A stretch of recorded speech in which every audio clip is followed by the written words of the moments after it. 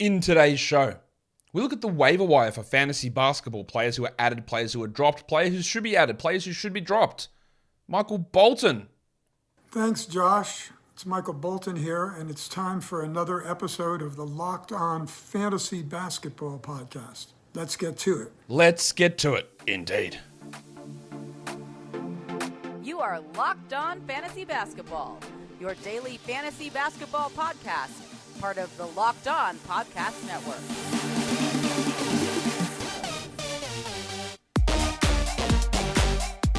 Hello and welcome to the Locked On Fantasy Basketball Podcast, brought to you by Basketball Monster. My name is Josh Lloyd and I am the lead fantasy analyst at basketballmonster.com. And you can find me on Twitter, as always, at redrock_bball, on TikTok at redrock_bball, on Instagram at Locked On Fantasy Basketball, and Substack, joshloyd48.substack.com. Today's episode is brought to you by LinkedIn. LinkedIn Jobs helps you find the qualified candidates that you want to talk to faster. Post your job for free at linkedin.com/LockedOnNBA. Thank you for making Locked On Fantasy Basketball your first listen every day. We are free and available on all platforms. So we're going to talk waiver wire. Most added players, droppable players, all of that stuff here. We'll get all that out of the way. Warnie. Let's get it on, Gilly. All right, the most added players. This is over the last 24 hours. Number one is Danny Gafford. We talked about him, and he was actually the cover guy on the stream show for yesterday. The trend has been to play him alongside Kristaps Porzingis more. Whether that continues or not in Bradley Beal's absence, I don't know. But the production from Gafford, and we've seen this in the past, play him 25 minutes a night, you get good blocks, great field goals, good rebounds, solid scoring. All right, you're going to have black holes in other areas, but the trend is there, and often if you wait 4 or 5 games for a trend, you miss out. I didn't really consider it after game 1. After game 2, I was all in, and people are really looking at this now with Gafford too. So he's one of the most added players, and it could easily go wrong. Don't get me wrong with that. It could very easily go wrong, but it's one of those ones that we've talked about in the past where, okay, we try it. It's not an injury-related thing necessarily. It's a schematic and rotational decision thing, and maybe it has a chance of sticking where we see more Porzingis Gafford line. I'm not convinced that we do. But I want to find out, because the upside of that versus like the upside of playing like Rui Hachimura, for example, if he played 28 minutes tonight, I'd be going, okay, all right, sure. He'll get 14 and 5 and nothing else. And that's not that useful. Whereas Gafford might get 12 and 12 with 2 blocks on 70%, which is way more useful. So we're interested in that. Very interested to see that the second most added play here was Tari preseason. He's a tough one. The talent is clearly there. He is the guy that if he started will be a top 70 player, and honestly is a real chance he could end up as the season's best ranked rookie. That is possible. In points leagues, not ahead of Paolo, of course. In category leagues, yes, he could be. But we just don't know when Stephen Silas is going to actually try and prioritize the minutes of him. And it could get even worse for Eason when Tate returns, which is still a while away. But really encouraged from last game. People are moving in and looking at the luxury stash, which again, to me, I guess there's 2 different types of luxury stash.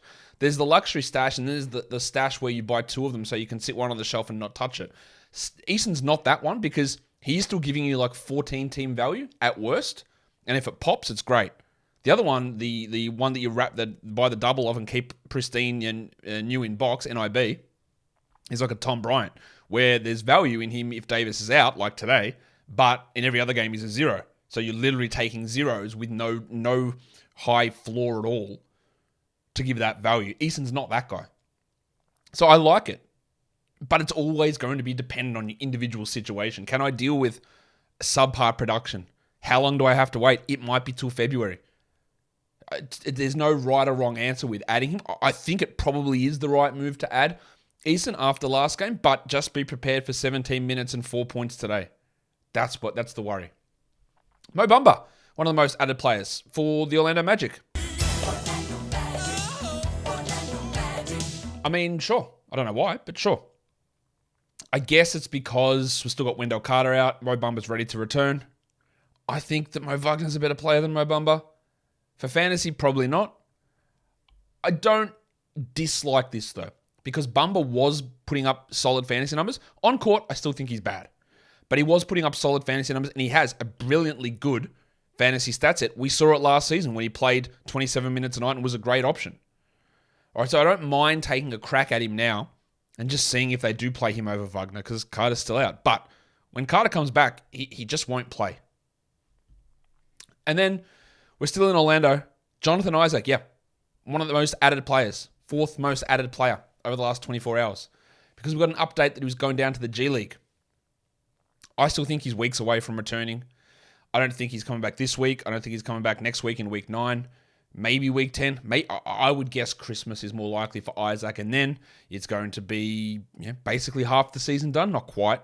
Getting close to half the season done. Limited minutes. No back-to-backs. The risk of re-injury has got to be there for him considering what's happened with his legs. But the allure is there. Well, the last time we saw him, Josh, he was a top 25 player. He was a Defensive Player of the Year candidate. And that is sort of true. But he was getting like 2 steals and 2.3 blocks per game. The offense was starting to come along. But that role's not there. It's just not. He's not playing over Franz or Paulo or Carter. Is he playing over Bolt? Probably. But I don't know.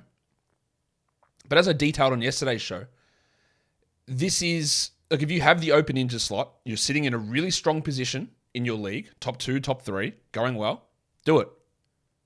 And then you've got a buffer to wait on more information to hear what's happening.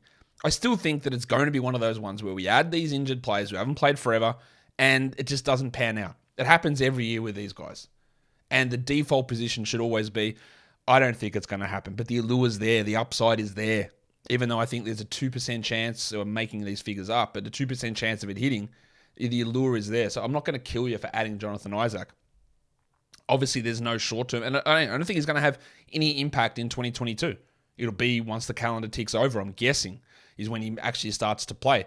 But there is upside there. But if you're sitting on the bottom, you've got LaMelo on your team, you've got Kawhi on your team, you're waiting on Cade Cunningham to make a decision on surgery, then there's no way. Don't bother with him.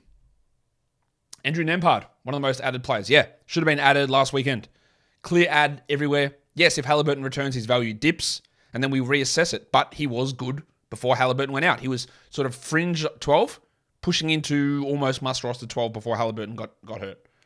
Jose Alvarado, one of the most added players. Now, that's because Jones and Ingram are out again, and it's also chasing the 38-point game from last time. But with those two out, there is a pathway to 26, 27 minutes. That's a pathway to 2 steals and 5 assists. That's a pathway to 15 or 16 points, perhaps. It's not a long-term solution for Alvarado, I don't think. But in the short term, with those guys out, I get it. Let's talk Tom Bryant. Anthony Davis is out. Tom Bryant's an ad. I don't think it gets any simpler than that. And when Davis plays, Bryant will play 0 minutes. Simple as that. You add Bryant for today. It's a great stream. He might put up 20 and 12 with 3 blocks. And then it's just not going to last. They won't play together. He barely plays any backup minutes at all. Like his minutes, he got 28 and then 10 and 4. And then he had 20 in a blowout, 3, 18 in a spot start. And so he might actually start today and do nothing.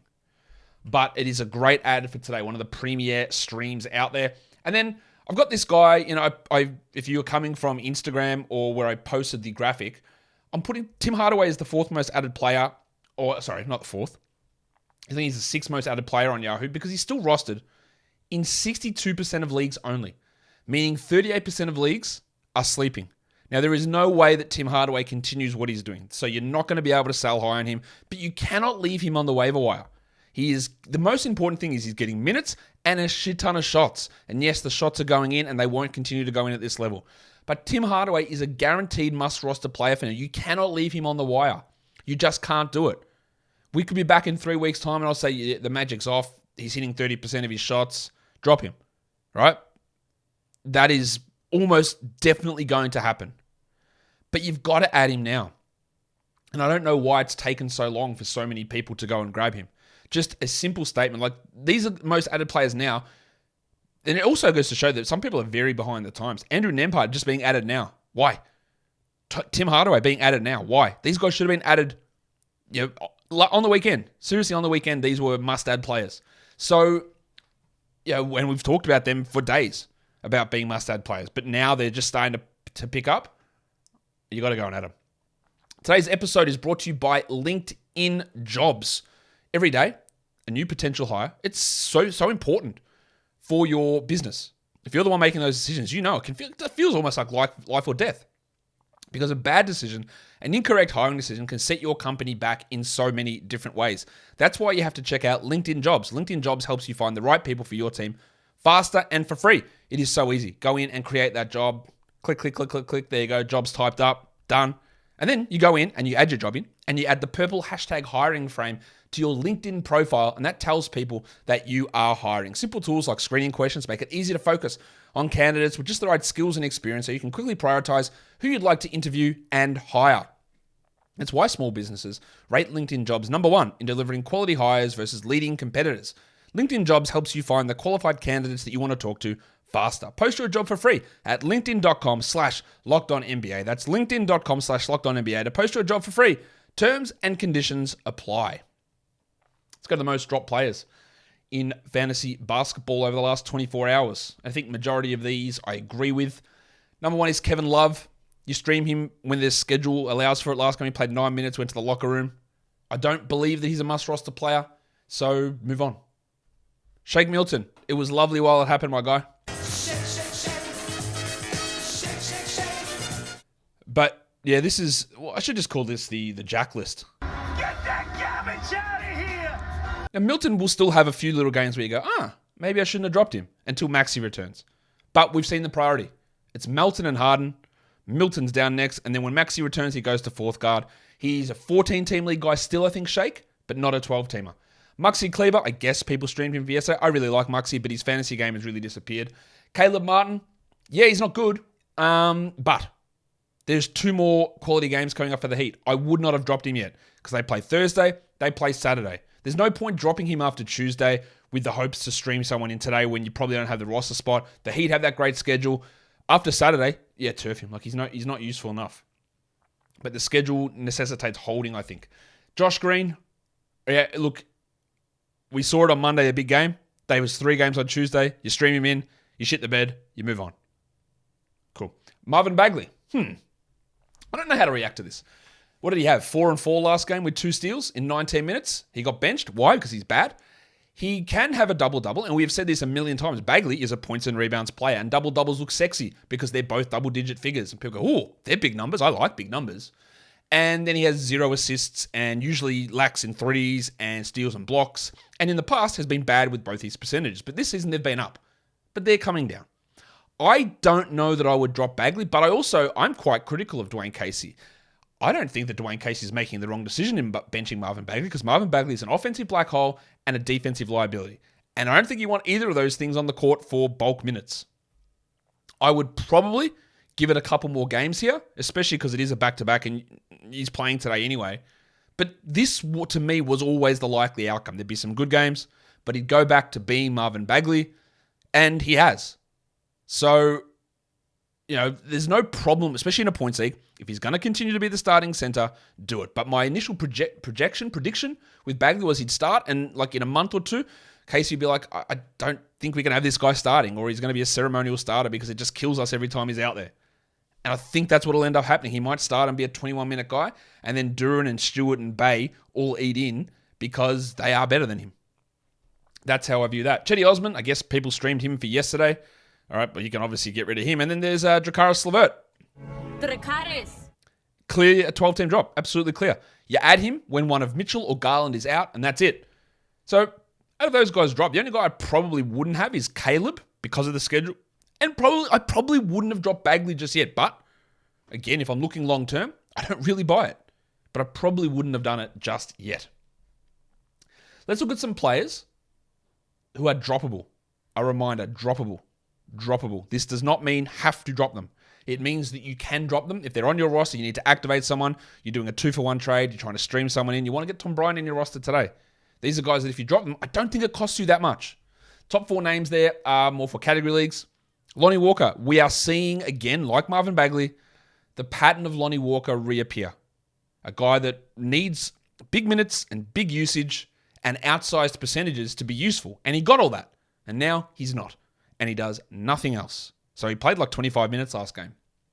And we are seeing despite all of the hoopla around how Lonnie Walker's played and his fantasy contributions, He's not a top 100 player this season in either category or points formats. And he is losing value with Schroeder returning. Now, I wouldn't necessarily drop him today because the Lakers have got no LeBron or no Anthony Davis. And that will mean he gets bigger usage. But the same general structure of his fantasy game is there. Points, subpar efficiency overall, and then nothing else. And that's not a good recipe. Saddiq Bey's last couple of games have been really good. I guess if I'm looking at it long term, I don't expect him to play 30 minutes every night coming off the bench. And even if he does, 30 minutes of Saddiq Bey is really fringe anyway. Like, I would much rather have Saddiq than, say, Lonnie Walker. But I also don't trust that he's going to play 31 minutes a night like he has the last 2 games, because literally the 2 games before that, he played 18 and 17 minutes. So I'm not looking at this going, well, yeah, that's the role, 30 off the bench, because I'm not convinced it will be. Because I think it's going to be a Bagley or Bey sort of situation. Bagley struggling, Bey comes in, Stewart moves across a little bit more. Bagley plays well, Bey plays 19, 20 minutes, and that makes them really hard to have with no consistency in their role. But he is, I believe, a long-term droppable category league guy. It is hard to do after the last 2 games, which have been good, but he hasn't been good most of the season. John Ray Hunter, not only is he hurt, but he's bad. So see you later. I don't need to explain that. He's just not very good. Real life or in fantasy leagues especially. Cameron Payne, Chris Paul's back. So Cam Payne's gone. I get you might want to hold on for one more game. It's an insurance policy, and that is a totally viable strategy. Hold for one game. I don't trust Paul not to get hurt. Get it. But if we're just looking at pure value, Cam Payne is not going to be a 12-team league guy unless Chris Paul is out. And I could say that would mean I'm going to stash Tyus Jones, I'm going to stash Cam Payne, I'm going to stash Javon Carter, I'm going to stash Jordan McLaughlin, I'm going to stash Naz Reid. Okay. You can't do that for everybody. For points leagues, and then some of these go for category leagues as well. Shake Milton, we're dropping him pretty close. These are all rostered in a fair chunk of leagues. Contavious Caldwell-Pope is definitely not a points league guy. I'm not even sure he's a category league player anymore for 12s. Keegan Murray, I don't know why I wrote it Keegan there. That's really bad from me. Yeah, I think he will get better. But it's, again, like we talked about with Isaac, can you sustain the garbage at the moment? The subpar performances, the 25 minutes. And unlike someone like a Jabari Smith, who I was very big on holding, because the minutes and the role were there and the shooting would come back. I think the shooting will improve from Keegan, but they are looking to win games. And for them winning games, and they are winning games, means Keegan Murray plays 24 minutes because he is a rookie and they are not giving entitlement minutes to him. Is he a better player than KZ Okpala and Trey Lyles? Probably, but he's not a better player than Malik Monk. So Monk gets those minutes and other players get those minutes. So that's where I look at it and go, well, it won't be just a matter of time like with Tari Eason before they go into development mode, because that's not what they're doing. So while I think some of the shooting will improve for Keegan, it won't be a guarantee that he's playing 30 a night every night. And then Reggie Jackson, who's just not good. And yes, you've got John Wall out today, but with Kawhi and Paul George back and in and out, Jackson's consistency is just not going to be there where you have to hold him. Let's look at must roster players. These are guys available in over 20% of leagues who I think are going to have a chance to, or should be top 100 players or close enough rest of season. Top 4 are category league guys, bottom 4 are points league guys on the graphic. First 4, I'll just keep saying it until he hits 80. That's Kelly Olynyk. What are we doing? I know he's available in like 70% of ESPN leagues as well. Like, thumbs out of asses. What are you doing? Add him. Mitchell Robinson's available. Yeah, add him. Josh the Hitman Hart remains available. Yes, he is a guy that won't score that much, but he's a clear must-roster player to me. And Killian Hayes, I also think, is a must-roster player. Now, he is at the bottom of those 4, and he's probably right around 100 to 110 in terms of rest of season rankings, which will get impacted quite a bit depending on what happens with Cade. But I think he's a must-roster player. For points leagues, Jaden Ivey. Now, Jaden Ivey, I'm not sure is a must-roster for categories because he's so deleterious with his field goal percentage, sometimes free throws, lack of steals, and lack of assists. And Hayes is a bad shooter too, but he'll get more assists. So Ivy, I think, is a definite points league must-roster. Category league, it's borderline. Mitch Robinson, Markelle Fultz, yes, he's available. I think he's actually a must-roster in categories as well, but definitely more so for points. And then Killian Hayes is on that list as well. Let's look at some hot players. These are guys who are top 100 over the last week. And what are we going to do about them? Naz Reid, it's fake. Because Gobert has played 30 minutes combined in the last 2 games. So that means that Reid has played the bulk of those minutes. And when Gobert plays his usual 32, Reid will not play that playing time. He's had a ton of blocks. He is a great fantasy contributor when he gets minutes. He just will not get the minutes. So don't look at him and go, oh, I should add him in 12-team leagues because he's top 100 over the last week. I think there's a lot And look, maybe they come out and they do play him and Gobert together. I really doubt that. But maybe they do. I just don't buy what has happened to push him into that ranking spot to be anywhere close to real. Justice Winslow. Well, that's because Lillard was out, so you can go ahead and drop him. Don't worry about that one. Jordan McLaughlin, really watching that one, because last game, he actually played more minutes than Jalen Noel. They played Russell and McLaughlin together. It was the first game with McLaughlin back and Towns out, and he benefited quite a bit. He can contribute in rebounds a little bit for his guard position anyway. Assists and steals, he can score a little bit. I think he's just a good player. He's one to watch, and he's definitely on a 12-team watch list radar. Santi Aldama, no. That's Jaren Jackson being out. Don't add him. Mo Wagner is interesting. Mo Wagner is top 100 over the last week because Bumba has been out, and rightfully so. He was a 12-team stream. But I don't know how they'll prioritize him or Bumba because Wagner's been out basically all season. So all of these games that Bumba played, and when he filled in for Paolo or filled in for Carter, Wagner wasn't available. But Wagner is now. So I'm watching that. If he gets the minutes over Bumba today, then yeah, he might be a short-term 12-team league player. Najee Marshall, no, I'm not interested in that. And Tyus Jones is literally just when Jar is out, you stream him in. Some deeper league guys, rest of season with some value. I think in 14-team leagues, Javonte Green is worth a crack. I know he's dealing with a bone bruise, but there is some value there. Jeremy Sohan's available in lots of spots. He should be back, if not Thursday, Saturday. He's a good ad there. And Quentin Grimes, I think he goes between 14 and 16-team leagues to me, but a guy getting 40 minutes a night, he won't get 40 every night, but the fact that the Tom Thibodeau Knicks have said, we are running a 9-man rotation, Cam Reddish, you are not playing, Derrick Rose, you are not playing. That's, hey, for deeper leagues, 18, 20-team leagues, Juice McBride. He's in the rotation now, Juice McBride. Go and have a look at him to see whether he makes sense on your team. But Grimes for 14 teams. For 16s, I like Bruno Fernando, who's taken over from Garuba as the backup. I like the artist formerly known as Torian Prince, who should have a strong role with Towns out. I like Eric Gordon in 16s. I like Obi Toppin in 16s. And I like KJ Martin as a 16-team league player. And some other names that are worth mentioning here, I think, to round out this show. Walker Kessler, one of the best block streams out there. We thought there was a trend where he was getting 20 minutes and Vanderbilt was getting 25. And then, of course, last time we saw Utah, Vandy played 31 and completely screwed that plan up after he'd played like 25, like 10 games in a row or something. We're just watching Kessler. I don't think he's going to start anytime soon, but it's about getting 12 minutes versus 22 minutes. And the blocks are so valuable. The Bronco, Jalen Williams. Broncos country, let's ride. Almost the same situation as Eason, except he's playing more minutes. So there is value there. He starts every second game. I think he's a 12-team league player. Mo Wagner, I just talked about. Don't know why I put him on that list twice. Joe Harris, while Ben Simmons is out, Harris has points and threes streamability. And when Simmons returns, he probably does nothing. Now, Simmons probably comes back Friday, and that's going to impact Harris. But for now, for Wednesday, sure. I just don't think it's a long-term thing. Max Strus, it's a schedule stream. 2 more games this week. And he is a guy that when someone gets hurt, whether that is Hero or Butler or Lowry or Vincent, whoever, like then he does become 12-team streamable, but he's a points and threes guy who's losing minutes. Chris Boucher, I don't believe is a 12-team league player. I think he needs a starter or one of the top 5 guys to be out, and they're all healthy. He's getting under 20 minutes a night at the moment. He needs 25 to be a 12-team league player. Alexei Pokusevsky, the potential's there. The minutes are just frustrating. Again, it's going to depend. Can you sit? Can you hold? Are you in a strong position in your league? If you're not and you're dealing with injuries, like you can't deal with that subpar level of production. So to me, he's really fringy. If you drop him, I dropped him in a league. I kept him in another league. It really just depends on who I'm adding and also where I am in that league. And Cole Anthony, I think he's worth having for now, but I don't think he will be long-term. I think he is going to be deprioritized behind Fulton Suggs. He might get 24 minutes a night, and he'll turn into almost like a Tim Hardaway type. Well, not even a Tim Hardaway, like a Malik Beasley, a guy who will come in and jack shots and have 15 points with 4 threes one game and then have 7 points on 12 shots the next game. And lack in defensive stats and not be a high assist player. I really think that he's not going to be able to maintain 12-team league value. While Suggs remains out and Harris remains out and Carter remains out, there is some appeal there. But we've seen very much ups and downs from him. And we've also seen that Fultz seems to be the preferred option there. And that's going to impact where Cole is rest of season.